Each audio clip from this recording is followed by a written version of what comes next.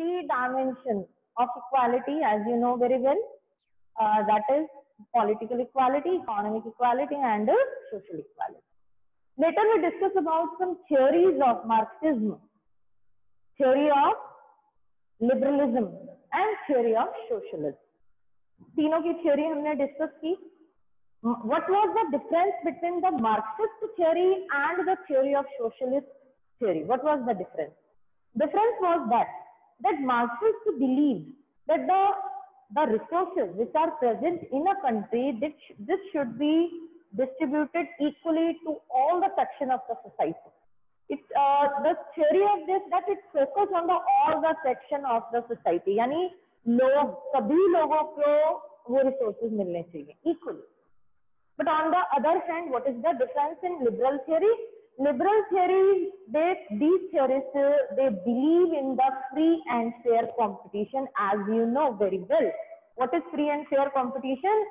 कि जैसे कि आपने क्लास 10th का एग्जाम दिया, it was a free and fair competition, सब बच्चे प्रेजेंट हुए, सब बच्चों को इक्वली क्वेश्चन पेपर मिला, सबने उस क्वेश्चन पेपर को सॉल्व किया और उसके बाद उनका रिजल्ट आया. This is called the free and fair. तो जो बच्चे ज्यादा कैपेबल थे, ज्यादा टैलेंटेड थे, they scored good percentage, more percentage than others. And जो थोड़े से कम थे उनकी थोड़ी और कम, उससे पुअर थे तो थोड़ी और कम. तो अकॉर्डिंग टू दैट कि लिबरल थियरी क्या कह रही थी कि भाई अगर जो भी टैलेंटेड होगा, जो भी कैपेबल होगा, अगर कंपटीशन फ्री एंड फेयर हुआ तो वो जो कैपेबल है, जो टैलेंटेड है, उसको अपनी अपॉर्चुनिटीज ग्रैब करने का मौका मिलेगा. Means even the person is belonging to poor section, the person gets the opportunity and enhance its position in the society. सीधी सी बात है. आज हम देख रहे हैं इतने सारे रिजल्ट्स हैं आ रहे हैं और हम देख रहे हैं 12th का भी रिजल्ट आया, साइंस का आया, आर्ट्स का आया, तो उसमें रोज हम लोग न्यूज अपडेट्स में देखते हैं कि 99% भी बने हैं, 98% भी बने हैं, और ऐसी सिर्फ फैमिली के बच्चों के बने हैं जिनके फादर या तो किसान हैं या बहुत पुअर फैमिली के हैं. तो ऐसा कैसे पॉसिबल हो गया? ऐसा इसलिए हुआ क्योंकि लिबरल थ्योरी के अकॉर्डिंग अगर हम माने तो फ्री एंड फेयर अगर कंपटीशन होता है सोसाइटी में, तो जो टैलेंटेड हैं, कैपेबल हैं, उन लोगों को मौका मिला अपनी पोजीशन को एनहांस करने का या अपने टैलेंट को दिखाने का.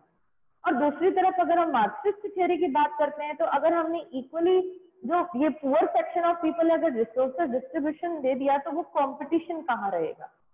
कंपटीशन की जो हमारे अंदर एक जिसको कहते हैं ना, एक पैशन होना चाहिए कि हमें फाइट करना है अपने दूसरे कैंडिडेट्स की. जैसे हम अभी मैंने आपको रिसेंटली एक चैप्टर पढ़ाया था जिसमें इलेक्शन एंड रिप्रेजेंटेशन था. तो वो एक कंपटीशन जो होता है, वो जीतने की जो एक पैशन होता है ना, उससे हर पर्सन इंस्पायर्ड होकर ज्यादा एफर्ट करता है, ज्यादा स्ट्रगल करता है. तो ये बात हमने देखी. लेकिन overall what is the motive of all the socialism and what is the motive of all the socialism and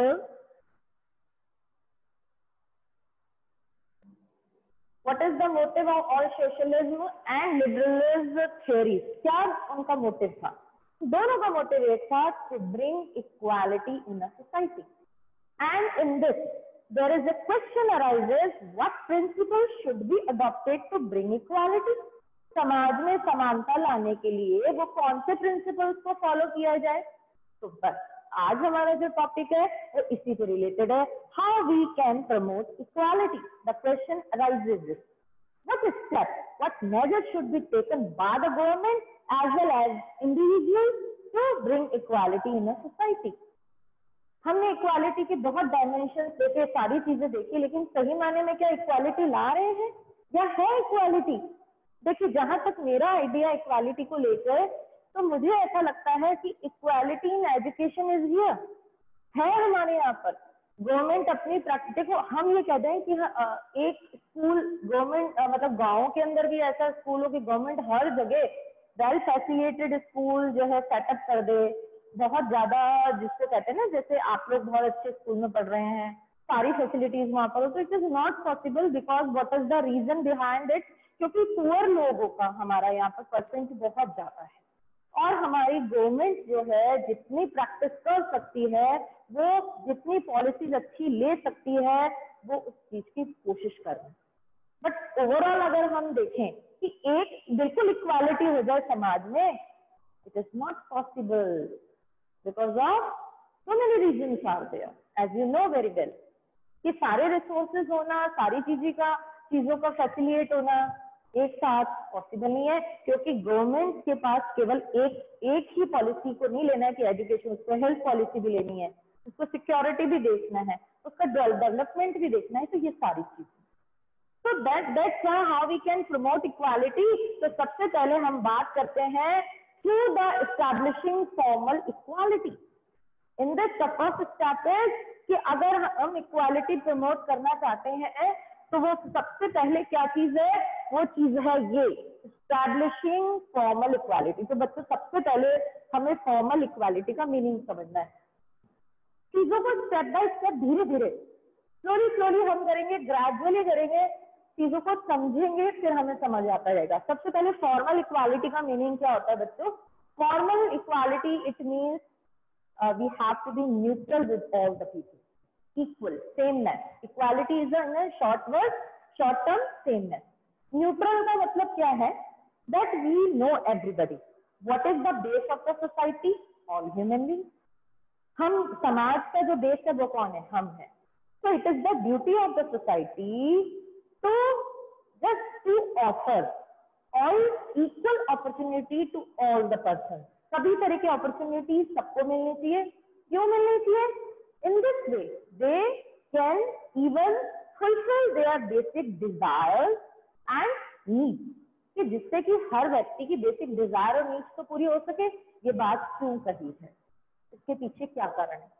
तो हमें मालूम है, अगर हम दोबारा हिस्ट्री में जाएं, उसके बैकग्राउंड में जाएं, तो हमने देखा कि हमारी कंट्री में, स्पेशली इंडिया के अंदर, हर टाइप के सेक्शन के पीपल हैं, all types of section people are there.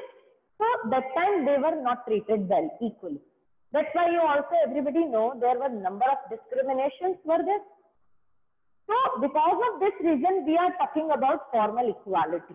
Means basic needs उसकी पूरी होनी चाहिए, बेसिक डिमांड्स, उसकी एस्पायरेशंस पूरी होनी चाहिए। इतना तो समाज को लिबरल होना ही चाहिए। क्यों? क्योंकि समाज का जो, सोसाइटी का जो बेस है, हम ह्यूमन ही तो है, सोसाइटी हमसे ही तो बनी है। ठीक है, अब ये तो हमने फॉर्मल इक्वालिटी का एक लिटरल मीनिंग समझा, क्यों है, क्यों जरूरी है, वो भी हमने समझा। अब क्वेश्चन हमारे सामने आता है कि फॉर्मल इक्वालिटी को स्टैब्लिश कैसे किया जा सकता है। तो उसके लिए हम सबसे पहले करेंगे ending the formal system of inequality and privileges. देखिए, आपको पता है हमारे समाज में आज, मॉडर्न टाइम की बात नहीं कर रही हूँ, बिफोर दैट टाइम, कि जहां पर हमारे हाई प्रोफाइल पीपल होते थे, या एरिस्टोक्रेटिक या पैसे वाले जिनको कह सकते हैं, वो लोग होते थे, तो उनको स्पेशल प्रिविलेजेस दी जाती थी। अब एक एग्जांपल से समझ लेते हैं इसको। समझ लीजिए कि एक तरफ जो है गांव का एक जमींदार है, एक तरफ एक किसान है। तो उस कंडीशन में क्या होगा, उस जमींदार को हर तरह से, हर चीज से एग्जाम्प्ट किया जाएगा कि साहब आप रहने दीजिए, आपको ये प्रिविलेज दी जाती है, you can access all these resources, ये आपका ही खेत है, आपका ही कुआं है, इस तरह की बातें सुनने को मिलती है। But on the other hand, the poor who suffered a lot already because of the monsoon, because of the another reason, drought condition and all that, and the person is not capable in that condition to pay the tax or revenue, but that person or that farmer was not exempted because of that belong to the poor category or poor section. So this type of privileges was given only to those persons who are already rich and prosperous. And those people are paying, who are paying, that they belong to the very miserable, they belong to the poor section, and they are leading a miserable life. As you know, everybody in French Revolution में क्या हुआ था? French revolution क्यों हुआ था? 3 हमने estate system देखा था। तो पे कौन कर रहा था? थर्ड एस्टेट कर रहा था, जो कि मिडिल क्लास पीपल का था, पुअर पे, पीजेंट पे, वर्कर्स पे। वो दोनों जो पर फर्स्ट और सेकंड, जिसमें क्लर्जी थे और एरिस्टोक्रेटिक जो चर्च पीपल थे, they were enjoying and not paying any tax. तो ऑलरेडी जो प्रॉस्परस है उनको एग्जाम्प्ट किया. This type of privileges should be stopped if we want to bring a equality in a nation. That's why we discuss all these things here. अगली चीज हम बात कर रहे हैं कस्टम की. ये इनइक्वालिटी जो हम अपने समाज में इतने सालों से देखते आए, ये किसी और की वजह से नहीं, ये हमारी कस्टम्स की वजह से हुई. What is the reason behind all these inequalities? Also because of custom. We also heard about that women were suppressed by through many reasons. Poor people were not given equal rights. Even they were not allowed to cast their vote. Even the low caste people and Dalit people, they were deprived of using the public resources. So all these malpractices were practiced at that time. Because of all these reasons, we are talking about equality. हर चीज के पीछे कारण होता है. I always repeat this sentence. Always. हमने जब equality की बात की, यानी हमारे समाज में इनइक्वालिटी थी, इसीलिए इक्वालिटी की कोशिश की जा रही है लाने की. और इक्वालिटी की रूट कहाँ है? इनइक्वालिटी की रूट कहाँ है? हमारे कस्टम में भी है. और उस कस्टम बेस के ऊपर भी इनइक्वालिटी है. इसीलिए हमने प्रिविलेजेस को स्टॉप करने की एंड करने की बात की. That's why after independence in our constitution,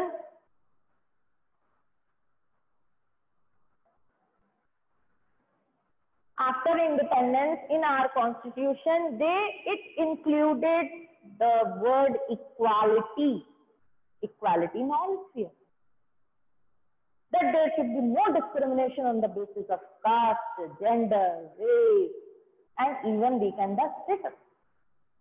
And that's why all the states today in the world, there are so many countries, they also believe in equality and they are taking some affirmative steps to bring equality in their nation.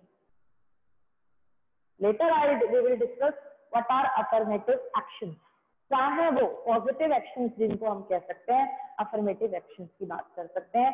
और वो constitution में शामिल होने का मतलब है legal हो चुका है. ये legally all the states and Nations, if they are democratic nations, they have to accept the concept of equality and practically they should practice in their society. Society के अंदर उसको प्रैक्टिस करना है, सिर्फ लिखा हुआ नहीं है, लीगल हो चुका है. So in this way we come to know that through taking many steps we can bring equality in our nation. Next thing is, if we want to promote equality, the second step is that equality through differential treatment. First of all, we have to understand why we should treat with others differently.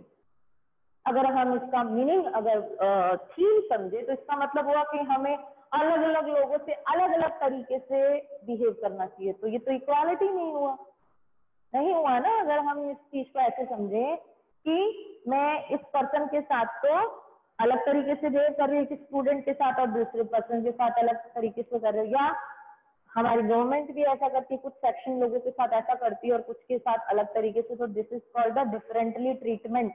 Is it positive or negative? It is positive.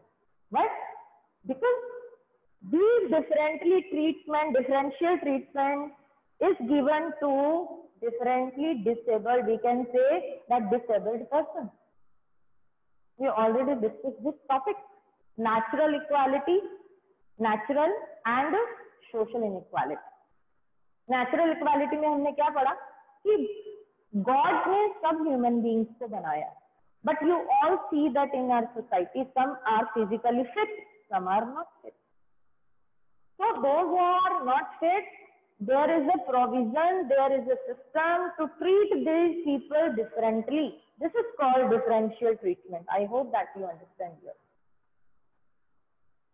किनको ज्यादा जरूरत होती है? अच्छा मुझे एक बात बताओ, घर में अगर दो बच्चे हैं, है ना, एक 5-6 years का बच्चा है और घर में एक 12-13 साल का बच्चा है, तो मदर जो है वो ज्यादा जो है केयर किसकी करेगी, ज्यादा ध्यान किसका रखेगी? अब बच्चे तो यही कहेंगे कि मम्मी तो हमारे साथ जो है भेदभाव कर रही है, मम्मी तो बायस्ड हो रही है कि उस छोटे बच्चे को ज्यादा अफेक्शन करती है, उसकी ज्यादा केयर करती है और मेरा तो अब कोई काम करती नहीं है। होता है ना ऐसे, जब घर में 2 बच्चे होते, पहला जो बच्चा होता है तो मदर उसकी भी पूरी केयर करती है, लेकिन जब जैसे जैसे हमारी एज होने लगती है, हम ग्रोन अप होने लगते हैं, तो थोड़ी सी मदर जो है फ्री हो जाती है कि वो बच्चा अपने आप को संभाल पाता है। लेकिन वो बच्चा जो छोटा है तो वो अपने नेचुरल वो केयर मांगेगा। तो इसका मतलब ये नहीं है कि मदर जो है वो बायस्ड होगी, उसको ज्यादा अफेक्शन करती है, उसको ज्यादा केयर करती है, दूसरे बच्चे को नहीं करती है। What is the reason behind it कि वो उस समय जो है उस पर्सन की ज्यादा रिक्वायरमेंट है, ज्यादा केयर की जरूरत है। सेम यही चीज अगर हम अपनी सोसाइटी में देखें तो जो डिफरेंटली डिसेबल्ड पीपल हैं, वी कैन से दैट उन लोगों को क्या जरूरत है, ज्यादा केयर, ज्यादा अटेंशन और ज्यादा उनके लिए पॉजिटिव स्टेप्स उठाने। So differential treatment is required to protect the rights of these differently disabled persons. Just think about कि कई बार हम देखते हैं, अब आपको अपने एक जिसे कहते हैं ना छोटा कंफाइंड एरिया, उससे बाहर आके देखें चीजों को, और देखा भी होगा। अभी तो ठीक है लॉकडाउन है तो अपन इधर उधर घूमने नहीं जा रहे हैं, अदरवाइज छुट्टियां होती थी तो हम क्या था, कहीं ना कहीं आउट ऑफ स्टेशन जाते थे। तो वहां पर आजकल आप लोगों ने देखा होगा स्टेशन पे जो है रैंप अलग से बने हुए होते हैं, डिसेबल्ड जो पर्सन होते हैं उनकी विंडो अलग होती है, टिकट विंडो जो होती है ना वो भी अलग होती है। हर जगह कहीं ना कहीं बसों के अंदर तो गवर्नमेंट ने ये सारी चीजें किसने की, गवर्नमेंट ने। तो बसेज है उन और यूं कहते ट्रेन है, उनके लिए अलग से व्हील चेयर्स होती हैं, अलग से उनका जो है उनको ताकि हेल्प किया जा सके उनको अब मतलब चढ़ने और उतरने के लिए, ये सारी फैसिलिटीज हमें देखने को मिलती है। So these people, they required all types of these special treatment. It is called not called that there is an equality, but there is try to bring equality with others. दूसरे लोगों के साथ equality को लाने के लिए ये differently जो ट्रीटमेंट की बात कर रहे हैं, that's why in our society this special treatment is given to differently abled persons. Why? To bring equality in our society. So second step that equality through differential treatment. You also heard about women. Why we talk always about women? Because in ancient time we think that these women are the very suppressive, very weak gender. They require some types of protection and all that. Okay. But now, why I'm talking about women? Because you know that women, they are working in all, we can say, in all jobs, in all occupations are there. And recently all hear about in call centers, about the call centers जो 24 hours जो है services देती है। उस condition में, if women require some security there, is it wrong? या हम ये कहेंगे कि वो weak है इसलिए इनको security देनी चाहिए? No, it is not.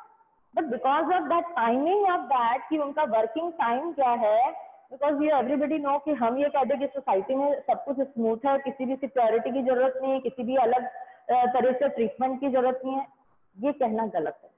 हम घर पे रह के इस तरह की बातें कर सकते हैं, लेकिन जब हम फील्ड पे वर्क करते हैं तब हमें रिक्वायरमेंट होती है इन सब चीजों की।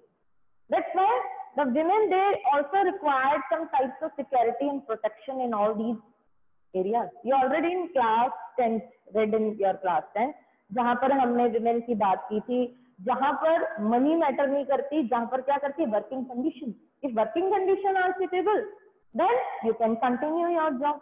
If it is not because of only money, you will not continue your job if other conditions are not suitable. That's why we are talking about what are these differently treatments and what is the motto of to treat differently with these people, to treat people differently to ensure equality. This is the motto. चाहे हम liberalism की बात कर लें, चाहे हम socialism की बात कर लें, चाहे हम मार्क्सिज्म की बात कर लें, तीनों का मोटो क्या है, इक्वालिटी। आपके बात करने का तरीका कुछ और हो सकता है, शाल्वी का कुछ और हो सकता है, दूसरे स्टूडेंट का कुछ और हो सकता है, लेकिन ओवरऑल क्या होगा, हमारा मोटो क्या होता है, हमारा मोटो मान लीजिए हमारे क्लास के अंदर अगर क्लास चल रही है तो बच्चों से कुछ व्यूज लिए जाते हैं और उस व्यूज किसके ऊपर है, how to score good marks. ठीक है, एक मैम ने एक थीम दे दी है कि आपको इसके ऊपर अपने कुछ ओपिनियंस रखने हैं. तो number of students are there, they will give their own opinions and ideas. But what is the motive of all the students? To score good marks. Like it, that different theories are there, but one motive is there. What is that? To ensure equality. So problem कहाँ है? There is the problem. Who stops to bring equality in a society? What are hurdles? What are hindrances? This we should recognize. We should also come to know कि वो hurdles कौन सी है, वो hindrances कौन सी है जो हमें इक्वालिटी लाने नहीं दे रही हमारे देश में, हमारे समाज में. तो क्वेश्चन अराइजेस. अगर क्वेश्चन है तो उस पर वर्क करना है. वो वर्क कैसे होगा? That through adopting some principles and strategies, the government as well as another institution, they can bring equality. Now the question is, what kinds of differences hinder access to equal opportunity? वो ऐसे क्या कारण है जो हमें equal opportunities को grab नहीं करने देते, सोसाइटी में इक्वालिटी नहीं लाने देते? और अगर इक्वालिटी नहीं लाने देते तो इन हिंड्रेंसेस और ऑब्स्टिकल्स को कैसे हटाया जा सकता है? तो कौन सी पॉलिसीज अडॉप्ट की जा सकती है, उसकी बात करेंगे. तो उसमें सबसे पहले बात करते हैं हम अफर्मेटिव एक्शन की. अफर्मेटिव एक्शन समझ में आ रहा है? सकारात्मक, positive. Means the government should take some affirmative action to bring equality. And what are these affirmative actions and who can take these actions? This is important. First of all, the person who are authorized. We can say the institution who is authorized to take these affirmative action. And what is the authorized institution? Our government, our state. And who grants this permission to them? It is written in our constitution, or it is given by some persons or section of the people. No, it is written in our constitution, not at that time. Because in our constitution, as we know, this is a living document. With the course of time, the needs and requirement of the people, the constitution can be amended. So that's why this type of new articles, and some new provisions, these are included in constitution to bring equality in our society. And this is, in other words, we can understand affirmative action. So this is affirmative action to bring equality, to give the special treatment to this differential people, and also to give formal equality, all these types of affirmative actions. Now, we will understand all these concepts through more examples. What are these? Affirmative action. First of all, what is the idea behind it? लाने का मतलब क्या है? इसके पीछे idea क्या है?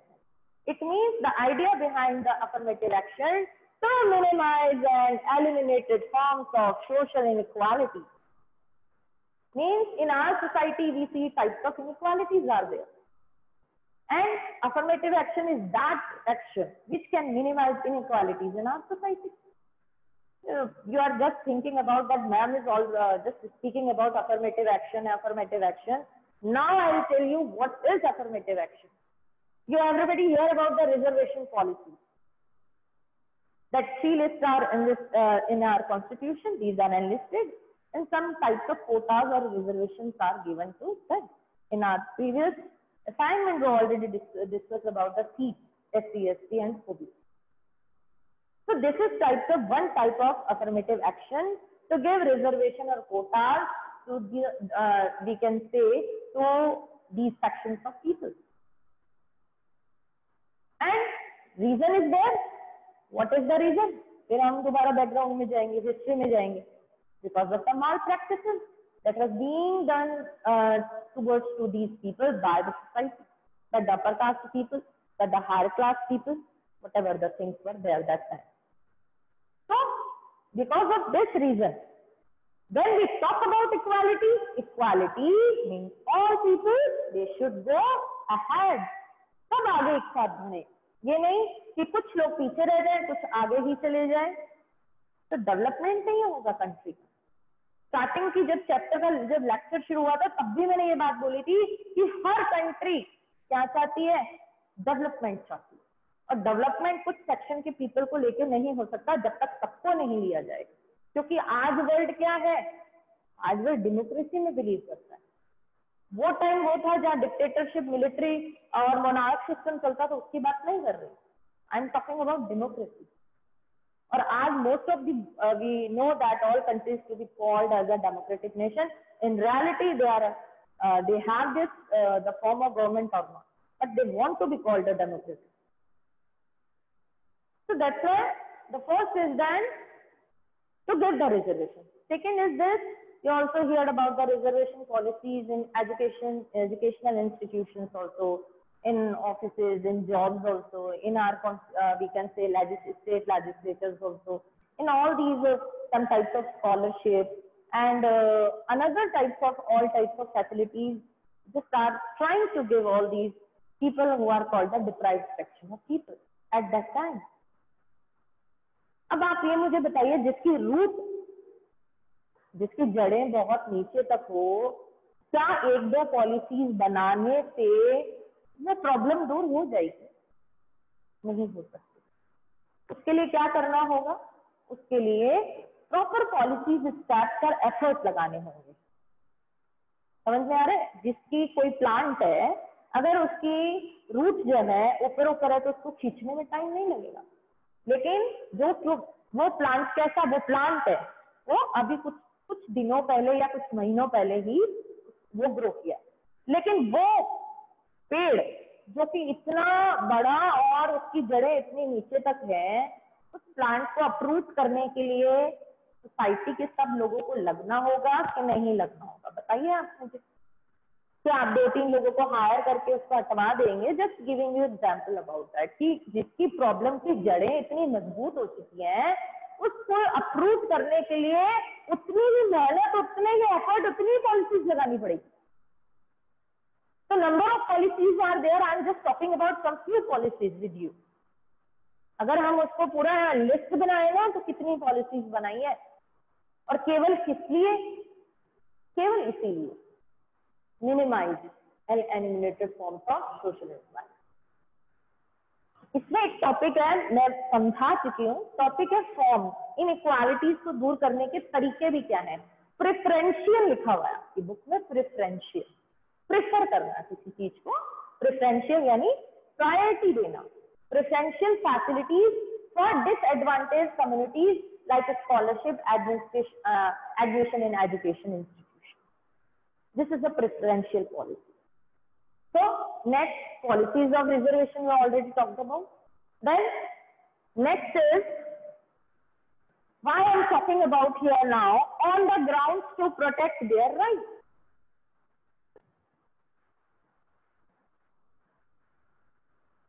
Grounds to protect their rights. कैसे? Once again they have to go back that time that these rights were not given to them.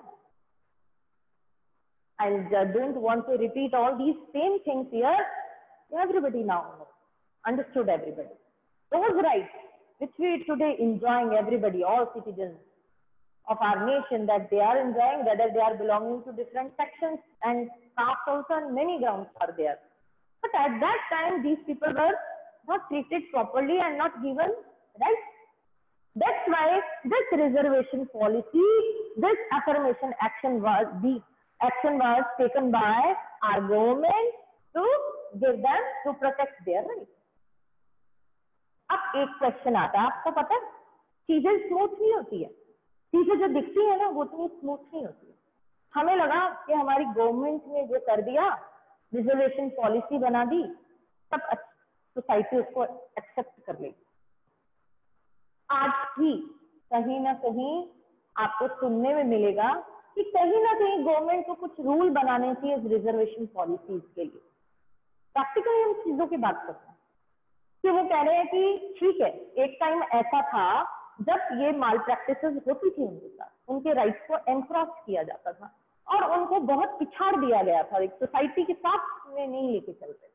लेकिन आप मुझे बताइए कि ये जो रिजर्वेशन पॉलिसी इन्होंने हर जगह दे रखी है, क्या ये सही है कि कुछ लोगों को स्पेशली आप इतनी रिजर्वेशन और कोटाज देके जो बच्चे जो दूसरे सेक्शन के पीपल हैं, जो बच्चे दूसरे सेक्शन के हैं, उनके साथ नाइंसाफी नहीं? Because of there is still a great competition, we can say stiff competition among the students. They fight for their rank and even in just getting the admission in renowned universities and colleges. You also heard everything about it.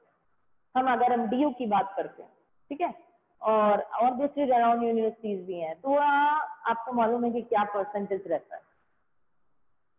तो question arise होता है, treating differently lead to greater equality, कि क्या हम जिस equality की बात कर रहे हैं, ये डिफरेंटली जो हम ट्रीटमेंट कर रहे हैं, अफर्मेटिव एक्शन ले रहे हैं, रिजर्वेशन दे रहे हैं, स्कॉलरशिप दे रहे हैं, हर जगह जॉब में उनको रिजर्वेशन दे रहे हैं, सब कुछ है, तो क्या ये वास्तव में इक्वालिटी को लीड कर रहा है, या on the other hand it's treating and or we can say it's biased with the other section of the society, जिसको हम कहते हैं कि जनरल कैटेगरी पीपल।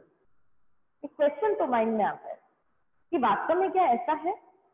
लेकिन देखो, कोई भी प्रॉब्लम होती है तो उसके पीछे रीजन हमने ढूंढा, अब वो रीजन ही ऐसा है कि हम उसको जब तक पूरी तरह से खत्म नहीं कर देते, तब तक ये अफर्मेटिव जो एक्शन चल रहा है ये बढ़ेगा, कम नहीं होगा। हम तो ये बात कर रहे हैं कि ये चीज सही नहीं है, ठीक है, हम ये करें, इतने रिजर्वेशन दे दिया, इतना सब कुछ दे दिया, हर जगह इनको प्रायोरिटी मिल रही है, एक जनरल बात आती है, लेकिन वास्तविकता क्या है? What is the truth behind it? कि जब उन्होंने इतनी सफरिंग की, जब दे सफर्ड अ लॉट, उनके बच्चे हर चीज के लिए तरसते थे, यानी यूं कह सकते एक साफ पानी के लिए भी और एक अच्छे ट्रीटमेंट के लिए भी उन बच्चों की मौत हो जाया करती थी। क्या वो कंपनसेशन आउट सोसाइटी दे सकता है? नहीं दे सकता। जो उन्होंने खोया, क्या वो दे सकता है? नहीं दे सकता। तो बातें तो दो तरफ से होती है, हमेशा पॉजिटिव नेगेटिव दोनों एस्पेक्ट पास में चलते हैं, लेकिन हमें क्या करना है, हमारे देश को क्या करना है, हमारी सोसाइटी को क्या करना है, जो इक्वालिटी को एनहांस कर सके, पॉजिटिव इक्वालिटी, उस स्टेप के साथ हमें आगे बढ़ना। और वो क्या है? वो है इक्वालिटी जिसमें कोई डिस्क्रिमिनेशन नहीं हो, वो समाज जिसमें अब कोई caste based discrimination, gender based discrimination या another on ground based discrimination ना, वो सोसाइटी है। और उस सोसाइटी को लाने के लिए अभी और कुछ साल लगे आगे तक, और ये सबके एफर्ट से होगा, केवल गवर्नमेंट के एफर्ट से नहीं होगा। आई होप कि आज आपको ये टॉपिक बहुत अच्छे से समझ आया होगा। अब कुछ ही पार्ट इसका रह गया है, tomorrow we will discuss all that, and keep standing your homework timely. Reminder देने की मुझे जरूरत नहीं पड़े आपको प्लीज, और try to attend regularly your these classes, क्योंकि जितना भी हो चुका है we will try to revise all the things, try to conduct your test also, everything, but you have to cooperate with me. Thank you so much for the class. Have a good day.